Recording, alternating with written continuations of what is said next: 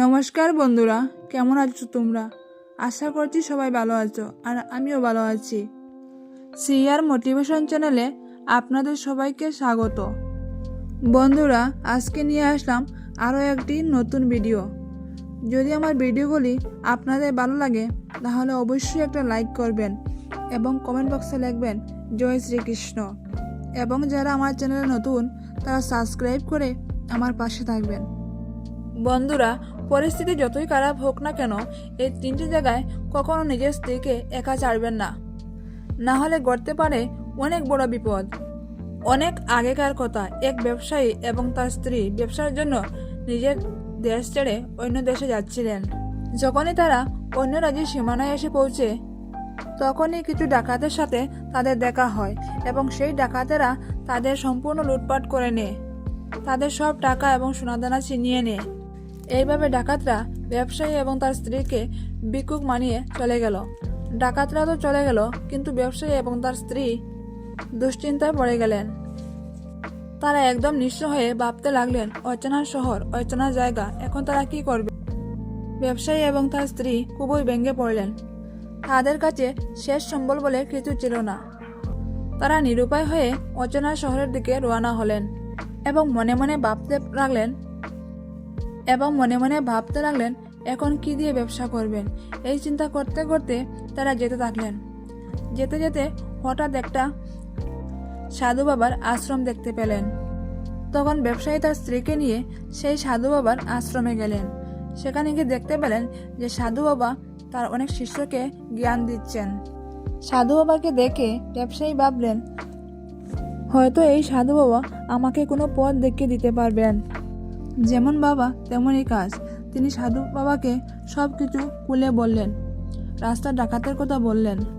তিনি সাধু বাবাকে বললেন তার স্ত্রীকে বন্ধক রেখে তিনি যেন কিছু টাকার ব্যবস্থা করে দিতে পারেন, তাহলে তিনি সাধু বাবার কাছে চিরকৃতজ্ঞ থাকবেন।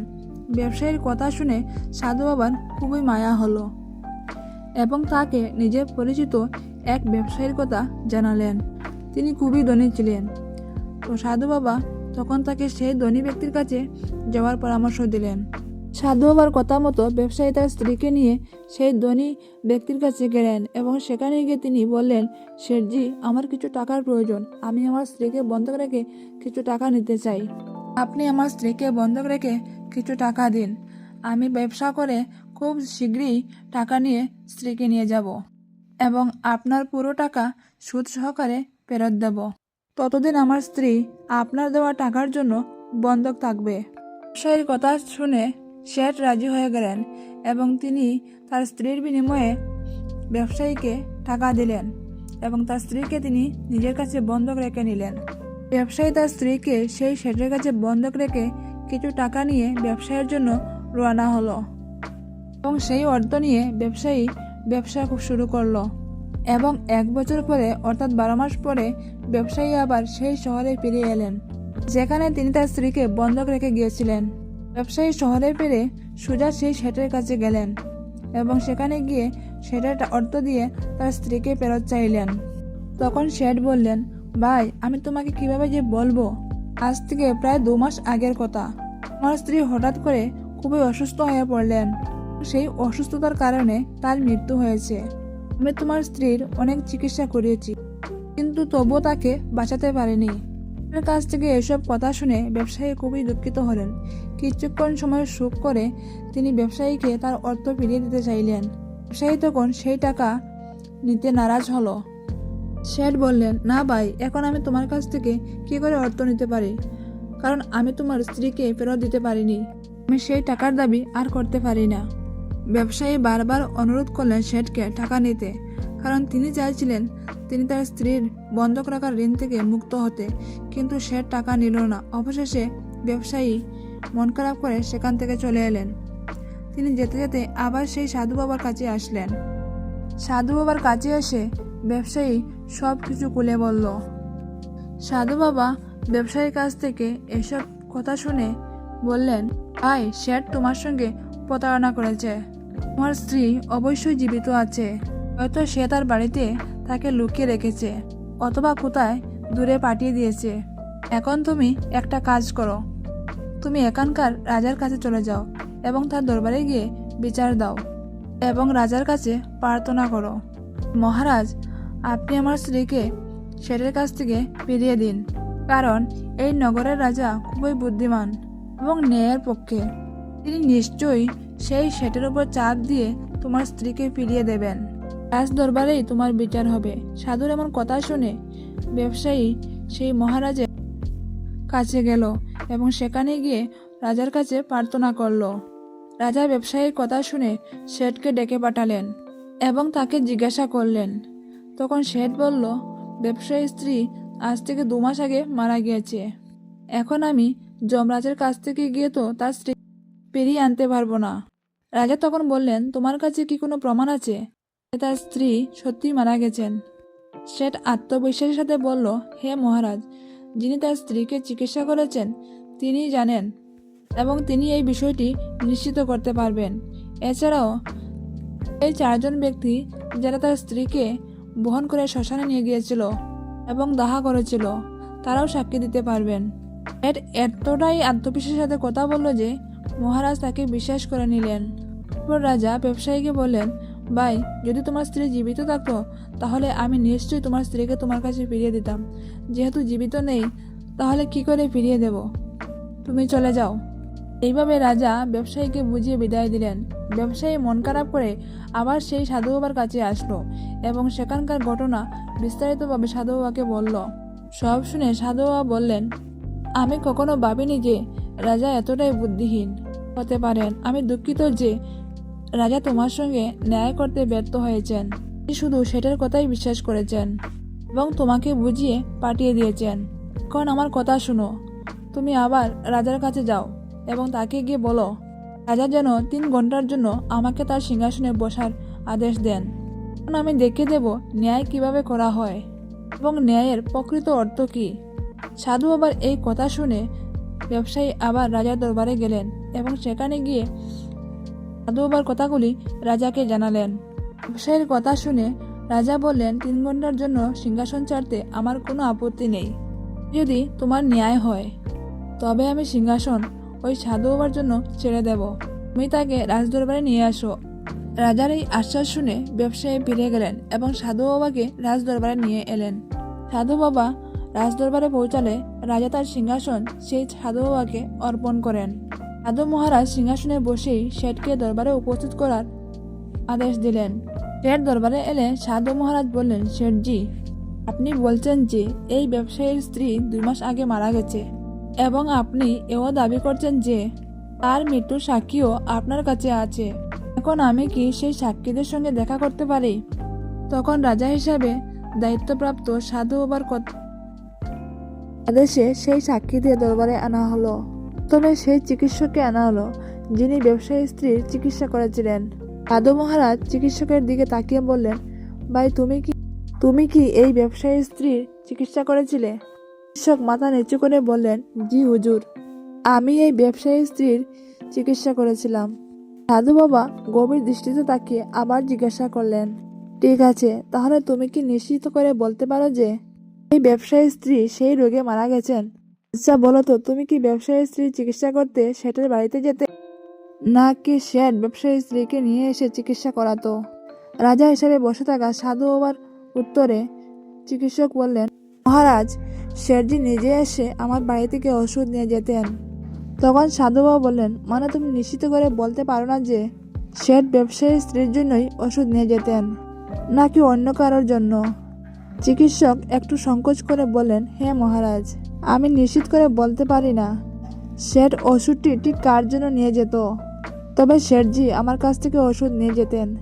সাধু বাবা তার কথায় মন্তব্য করলেন, তাহলে এর মানে হলো তুমি রোগীকে দেখার আগেই ওষুধ দিয়ে দিচ্ছিলে। এটা খুবই গুরুতর বিষয়। তুমি ঔষধের জায়গায় যে কোনো লোককে বিষও দিয়ে দিতে পারো এবং হতেই পারে তোমার দেওয়া বিষের কারণে ব্যবসায়ী স্ত্রী মারা গেছে।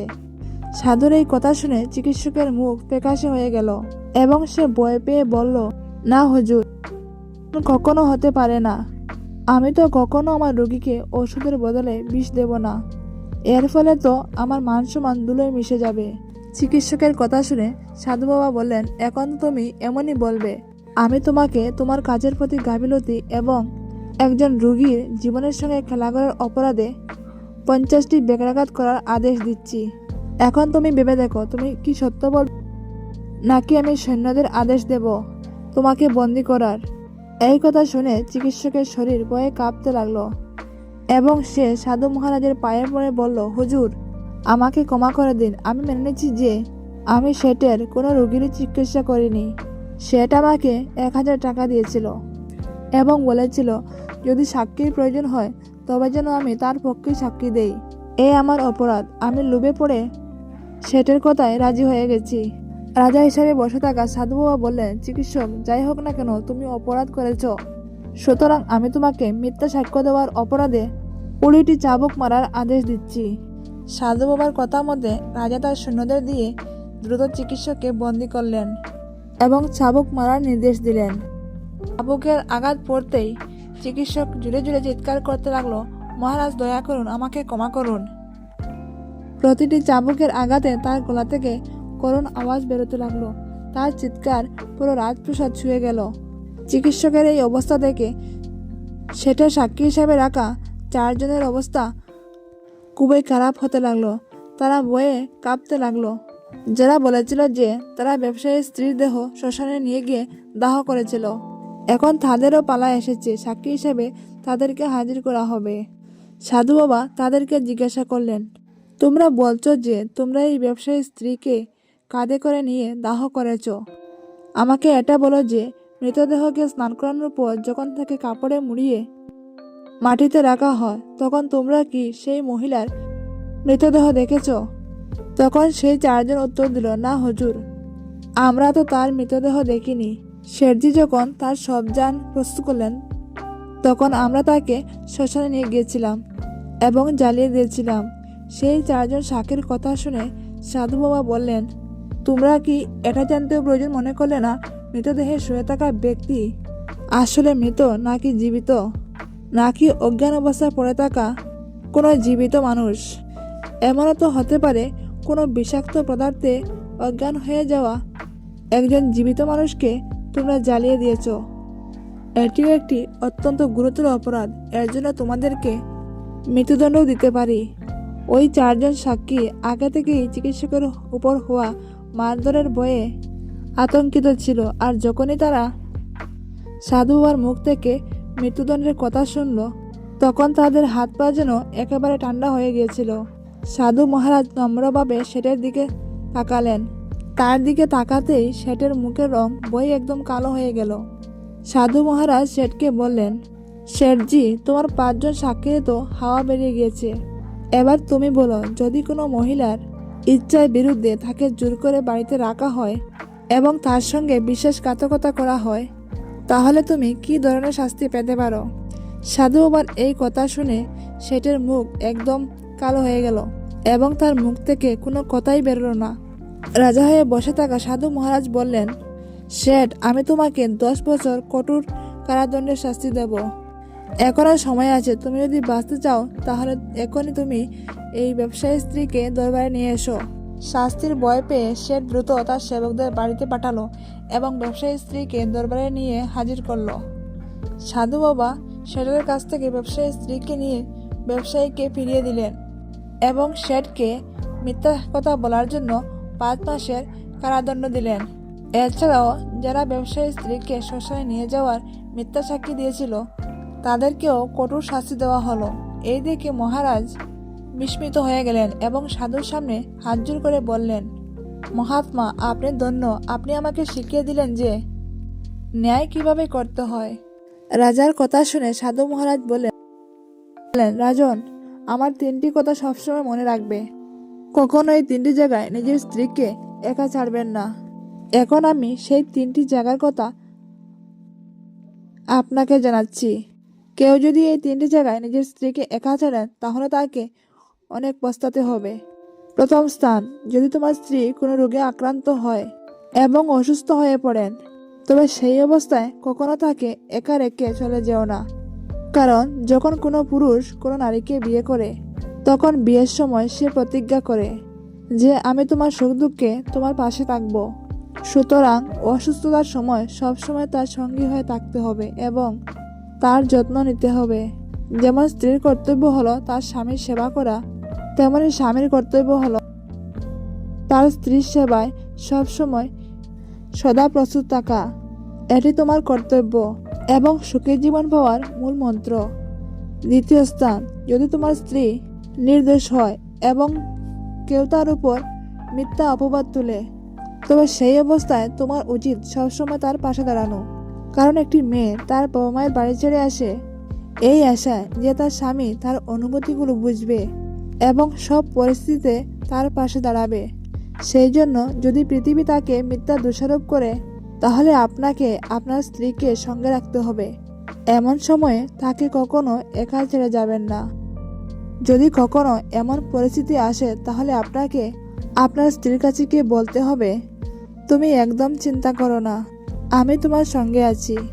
তৃতীয় স্থান, কখনো ভুল করেও আপনি আপনার স্ত্রীকে অপর পুরুষের কাছে একা ছেড়ে যাবেন না। সে আপনার বন্ধু হোক, আত্মীয় হোক বা আপনার সৎ ভাই হোক না কেন, কোনো পরিস্থিতিতে আপনার স্ত্রীকে অন্য পুরুষের কাছে একা ছেড়ে দেওয়া উচিত নয়। কারণ আজকের দিনে কারোর উপর কোনো বিশ্বাস নেই।